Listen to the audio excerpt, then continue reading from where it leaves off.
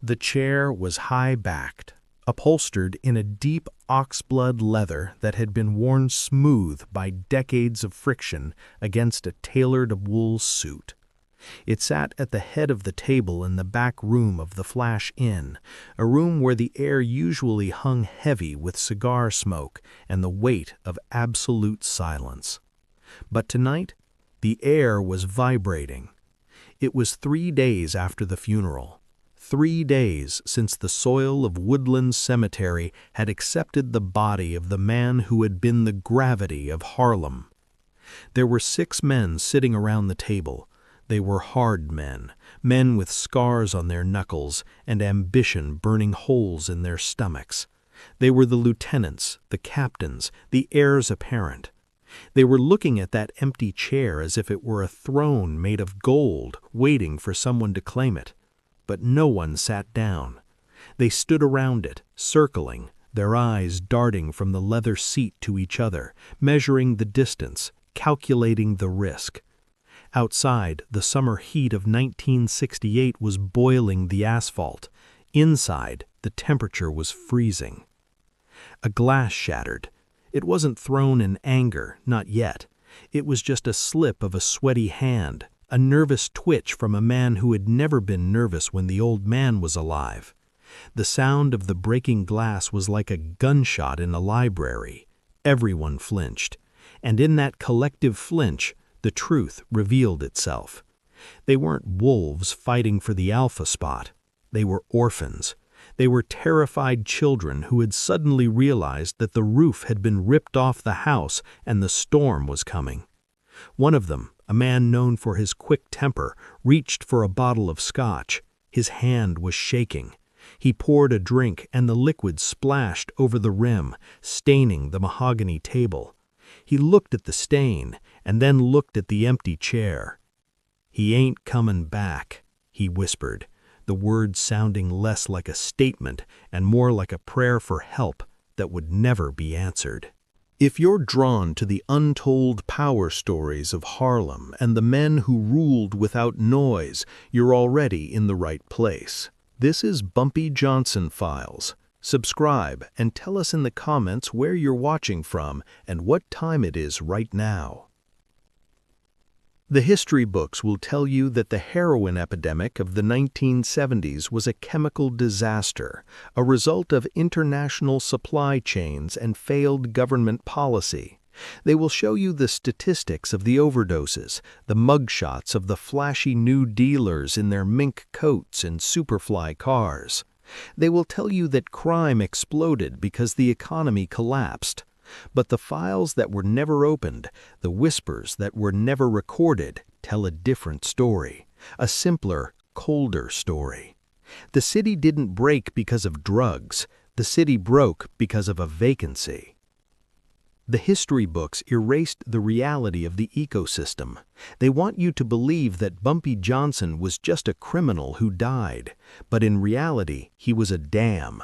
He was the concrete wall that held back a tidal wave of anarchy.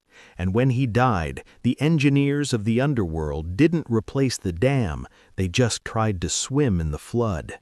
This story is not about the rise of the new drug lords. It is about the terrifying realization that money cannot buy authority, and that you cannot inherit a crown if your head is too small to hold it. This story will change how you understand the difference between a gangster and a governor. But before we can understand the chaos of the aftermath, we have to look at the terror of the man who saw it coming. In the final months of his life, Bumpy Johnson wasn't sleeping. He would pace the floors of his apartment, the floorboards creaking under his weight, his mind racing not with schemes for profit, but with a profound, aching vulnerability. He looked at the young men coming up under him, Frank, Nicky, the others, and he didn't see successors. He saw arsonists. He felt a deep internal conflict that few dared to speak of. He had built a machine that fed thousands, that paid rents and tuitions, that kept the police at bay through a delicate web of respect and fear. But he knew, with a foresight that burdened his soul, that the machine ran on his personality. It ran on his handshake. It ran on the specific frequency of his silence. He tried to teach them. He would sit them down, speaking in low tones about the importance of community, about the fact that a parasite cannot kill its host. He tried to explain that if you poison the neighborhood, you have nowhere to rule. But he saw the glazed look in their eyes. He saw them looking at his watch, not listening to his words. They saw the glory, he felt the weight. He was terrified that he was leaving his people to wolves who didn't know how to hunt, only how to slaughter. The moral struggle wasn't about the crimes he had committed. It was about the protection he could no longer guarantee. He knew that when his heart stopped, the heartbeat of Harlem would become erratic, dangerous, and eventually fatal. The transition of power was supposed to be seamless. That was the plan. But you cannot plan for the loss of gravity. When the news of his death hit the streets, it didn't travel like a rumor, it traveled like a shock wave. It wasn't announced with shouting, it was announced with a sudden, terrifying drop in the noise level of the city. The jazz clubs went quiet. The numbers runners stopped on the corners, clutching their slips of paper, looking up at the sky as if the sun had just blinked out. The police felt it first. The beat cops, the ones who had walked 125th Street for years, felt the change in the atmosphere. For decades, they had known the rules. If there was a problem, you didn't call the riot squad, you called the unspoken number. You sent a message to the man in the suit, and the problem would vanish. There was an order, a brutal order perhaps, but an order nonetheless. Now the police captains looked at their maps and saw the lines dissolving. They heard the whispers of the new crews, the young Turks from the Bronx and Brooklyn moving in, testing the fences. They realized with a sinking dread that the treaty was over. The man who held the leash was gone, and the dogs were hungry. The respect that Bumpy had commanded wasn't transferable. You couldn't bequeath fear in a will. Tension began to escalate, not in days, but in hours. The first betrayal happened before the flowers on the grave had wilted. A shipment that was supposed to go to a protected territory in central Harlem was hijacked. In Bumpy's time, this would have been a suicide mission. The retribution would have been swift, silent, and absolute.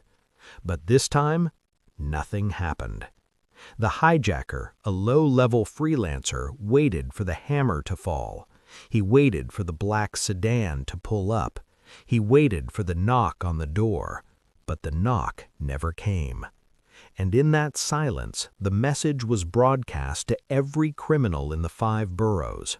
The electric fence is off. What the city didn't know was that this was just the first domino. The escalation ramped up every 60 seconds. Without a central judge, every dispute became a war. A dispute over a street corner that used to be settled with a nod was now settled with a shotgun. The new guys, the flashy ones who would later grace the covers of magazines, thought this was power. They thought that shooting their way to the top was the same as ruling. This is where everything changed, the detectives would later say, over whiskey in dim bars. They watched as the code of silence was replaced by the code of noise. The new crews wanted credit. They wanted to be seen. They wore their crimes like jewelry. And the tension in the city moved from the shadows to the daylight. Mothers stopped letting their children play on the stoops. The elderly locked their doors before the sun went down. The fabric of the neighborhood, woven tight by 40 years of Bumpy's iron hand, began to unravel.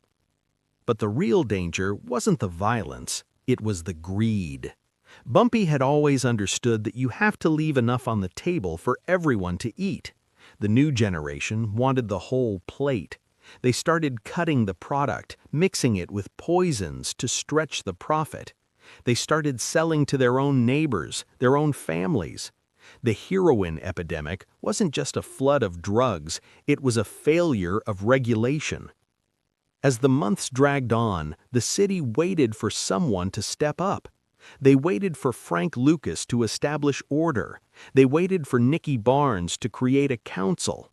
And they tried. They formed alliances, they held meetings, they wore expensive suits and sat in the same clubs. But it was a pantomime. It was children playing dress-up in their father's clothes. The payoff of this tragic sequence was delayed. For a year or two, the money was so good, the flash was so bright, that it looked like a golden age. The Cadillacs got longer, the fur coats got thicker, the parties were louder. It seemed for a brief, intoxicated moment that they had succeeded in replacing the old man. They thought they had done it better. They mocked his caution. They called him a relic. But the rot was spreading underneath the floorboards. The police, no longer bound by the old understanding, took the gloves off. They didn't have to respect the new bosses because the new bosses had no dignity. The feds moved in, not with caution, but with aggression. They saw a disorganized mob, not a fortified castle. And then came the twist. The quiet, dominant revelation that broke the spirit of the city. It wasn't a massive shootout. It wasn't a grand arrest. It was a meeting in 1971, 3 years after Bumpy died. The top dealers, the so-called council, met to discuss territory. They were making millions. They should have been the most powerful men in New York. But in the middle of the meeting, an argument broke out over a petty debt, a few $1,000s. Voices were raised. Guns were drawn. In the room where Bumpy used to silence men with a glance, these new kings were screaming at each other like desperate junkies. One of the older lieutenants, a man who had served Bumpy for 20 years, sat in the corner. He watched them scream. He watched the lack of discipline. He watched the ego eating the room alive. And he started to laugh. It was a dry, hollow laugh. The room stopped. They looked at him. "You think you're kings," he said softly, his voice cutting through the smoke. "You're just tenants, and the rent is due." He realized, and forced them to realize, that they hadn't replaced Bumpy Johnson. They had merely occupied his space. They had money, yes, but they had zero control. The police were playing them against each other. The Italians were laughing at them. The community hated them. They were rich, but they were powerless. The legend of Bumpy Johnson didn't fade with time. It grew monstrously large in his absence. Every time a bystander was shot in the crossfire of a clumsy war, the people whispered, "This wouldn't have happened in the old days." Every time the police kicked down a door without fear of retaliation, the neighborhood remembered the man who made the badge hesitate. The enemies of Harlem, the rival syndicates and the corrupt politicians realized that their greatest adversary wasn't the man himself, but the stability he provided. They actually missed him. They missed the phone call that could stop a war. They missed the predictability. The chaos was bad for business. The new violence brought too much heat, too many headlines, too many inquiries. The rules had permanently changed. The era of the gentleman gangster was dead, replaced by the era of the superfly. But the city felt the loss of the gentleman far more than it feared the superfly. The new guys were dangerous, yes, but Bumpy Johnson was formidable. There is a difference. Danger is a fire. Formidability is a mountain. You can put out a fire. You cannot move a mountain. The philosophical truth that lingers over the streets of Harlem today is a heavy one. It teaches us about the nature of replaceability.